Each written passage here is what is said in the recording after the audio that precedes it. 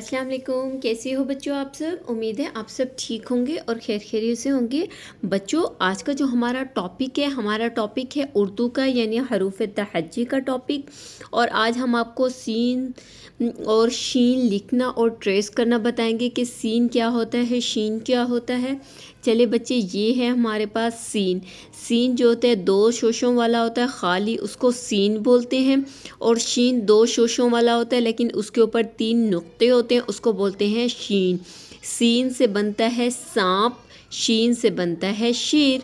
चलें अब हम ट्रेस करते हैं।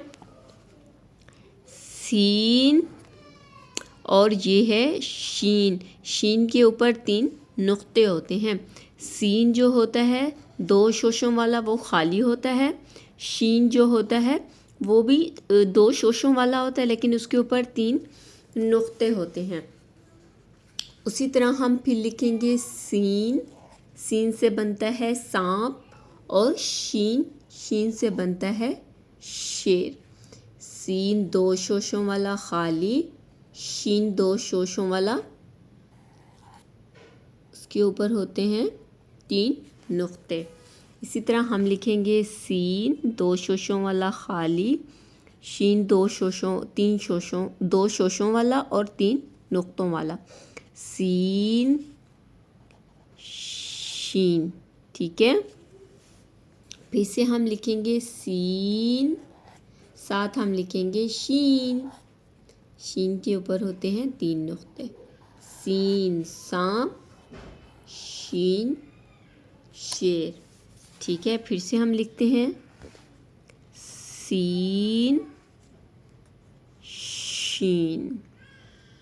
सीन सांप, शीन शेर। सीन सांप, शीन शेर। सीन सांप और शीन शेर।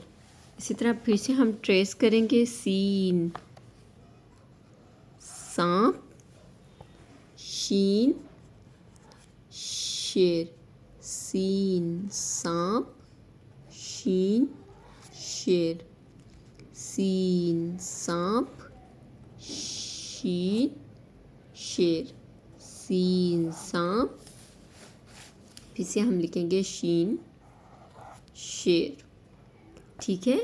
सीन से क्या बनता है बच्चों? सीन से बनता है सांप, ठीक है। सीन से बनता है सांप, शीन से बनता है शेर। सीन से बनता है सांप, शीन से बनता है शेर। सीन से बनता है सांप, शीन से बनता है शेर। सीन सांप, शीन शेर। सीन जो होता है वो दो शोशों वाला होता है लेकिन वो बिल्कुल खाली होता है तो उसको बोलते हैं सीन। शीन जो होता है वो भी दो शोशों वाला होता है लेकिन उसके ऊपर जो 3 नुक्ते होते हैं तो इसी वजह से वो शीन कहलाता है।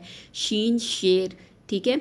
बच्चों अगर आज का टॉपिक आपको लिखना, पढ़ना और इसकी पहचान कराना पसंद आया हो तो आपने मेरे चैनल को ज़रूर सब्सक्राइब करना है, वीडियोस को लाइक करना है। Thank you.